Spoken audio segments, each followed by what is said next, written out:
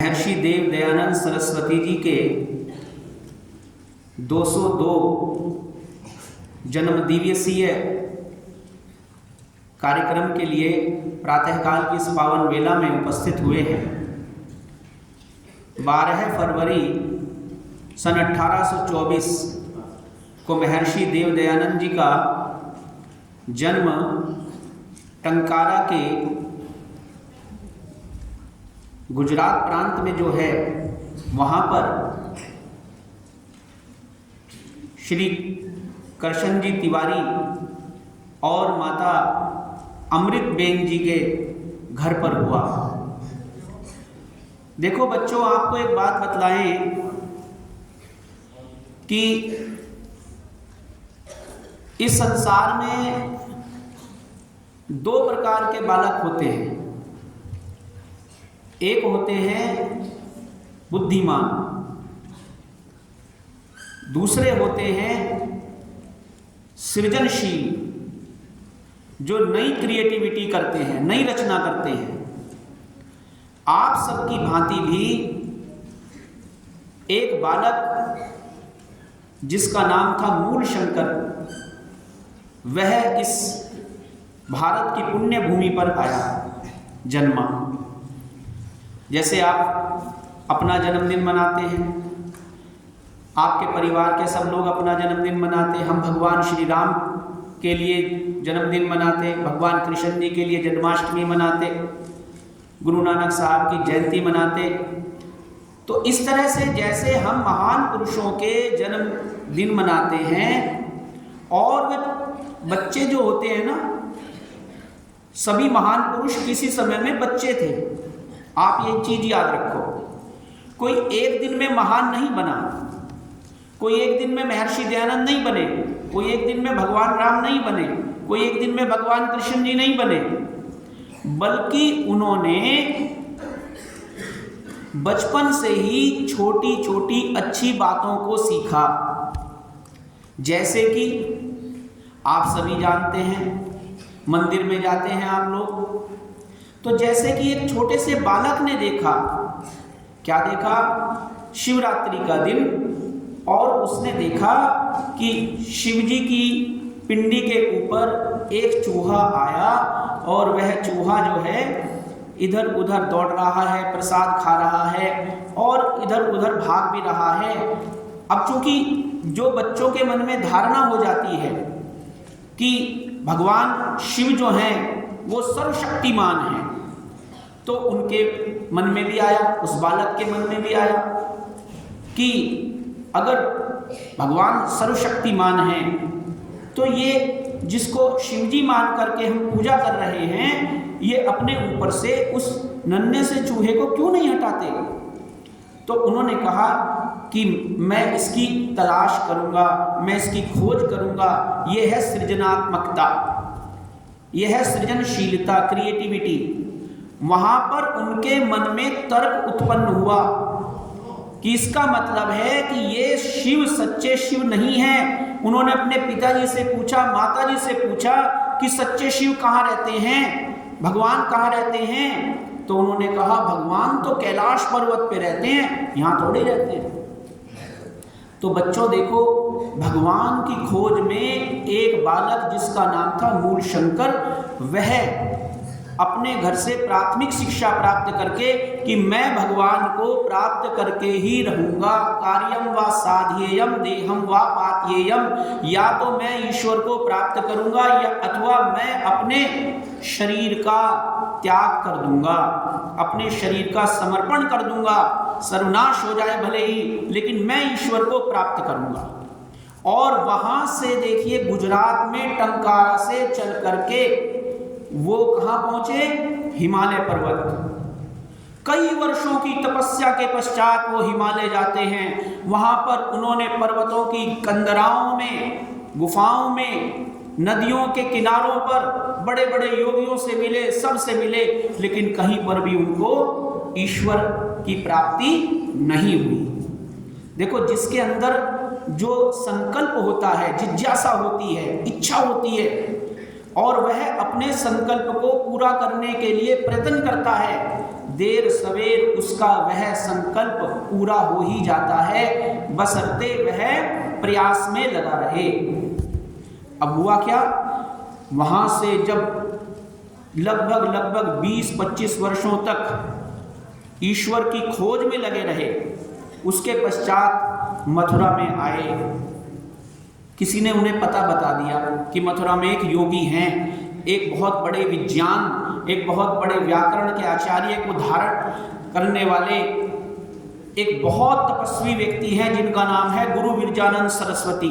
अगर आप उनसे पढ़ लो, उनसे विद्या प्राप्त कर लो तो आपका जीवन बदल सकता है, आपको ईश्वर की प्राप्ति हो सकती है।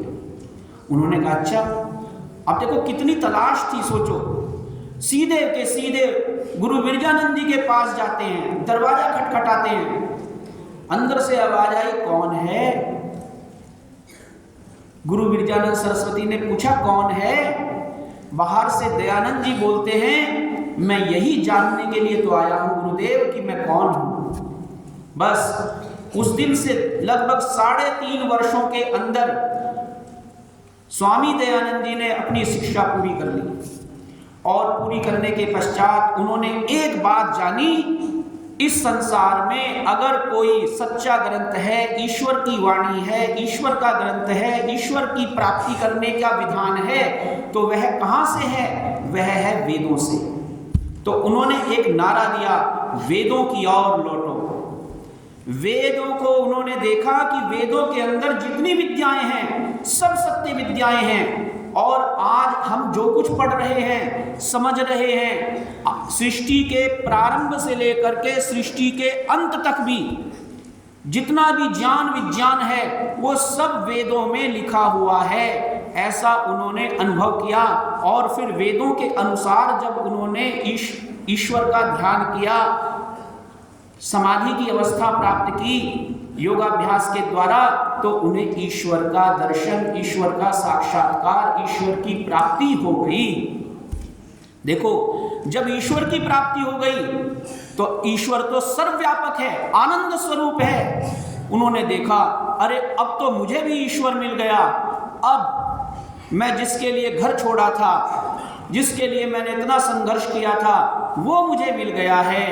अब मैं भारत के, दुनिया के, सारी मानव जाति के कल्याण के कार्य करूंगा, क्योंकि ईश्वर सबका कल्याण चाहता है।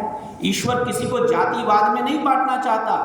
ईश्वर किसी को हिंदू, मुसलमान, सिख, ईसाई, जैन, बौद्ध, पारसी इस तरह से अलग अलग डिवाइड करके लड़ाना नहीं चाहता एक दूसरे से।